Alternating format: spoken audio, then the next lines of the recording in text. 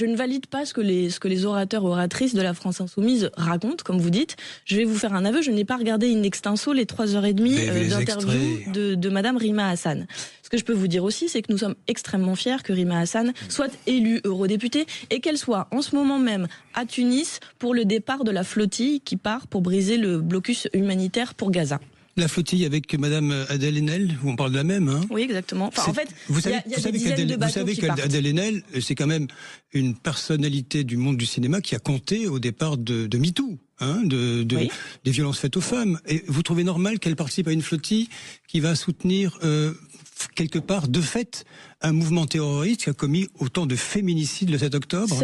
Cette question que vous posez, monsieur, elle contient un nombre de contre-vérités qui est hallucinante.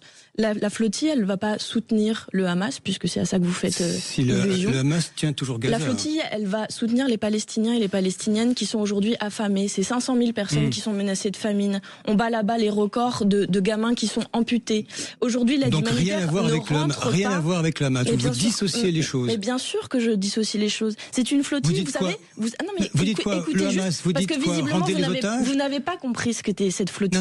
C'est des dizaines de bateaux qui partent parce que l'aide humanitaire aujourd'hui ne rentre pas dans Gaza. Vous dites quoi du Hamas? Rendez les otages? Bien sûr, rendez les otages. Arrêtez la guerre. Mais nous l'avons toujours dit. Et par ailleurs, vous le savez, les discussions avancent. Monsieur Trump a fait des commentaires aujourd'hui sur le fait que nous n'avons pas cessé d'espérer depuis 23 mois un cessez-le-feu le plus rapide.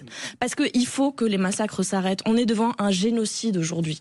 Faut que les massacres s'arrêtent. Monsieur Trump, comme vous dites, c'est pas un commentaire. Il demande au Hamas justement de négocier et d'arrêter la guerre, de rendre des otages. C'est un commentaire, puisqu'il n'est pas partie prenante aujourd'hui. Ce n'est pas un commentaire, c'est le président des États-Unis qui essaie de faire pression sur un groupe terroriste qui maintient des otages en détention. Aujourd'hui, c'est pas Monsieur Trump qui peut décréter qu'il y a un cessez-le-feu et qu'il y a la paix. Et nous l'espérons toutes et tous, je pense. Parce qu'il faut que les otages puissent rentrer chez eux et parce qu'il faut que les Palestiniens et les Palestiniennes arrêtent de mourir sous les bombes tous les jours aujourd'hui. Nous verrons bien ce qui se passera en attendant, Clémence Guettet, ce soir après le départ très probable de François Bayrou. Nous verrons bien.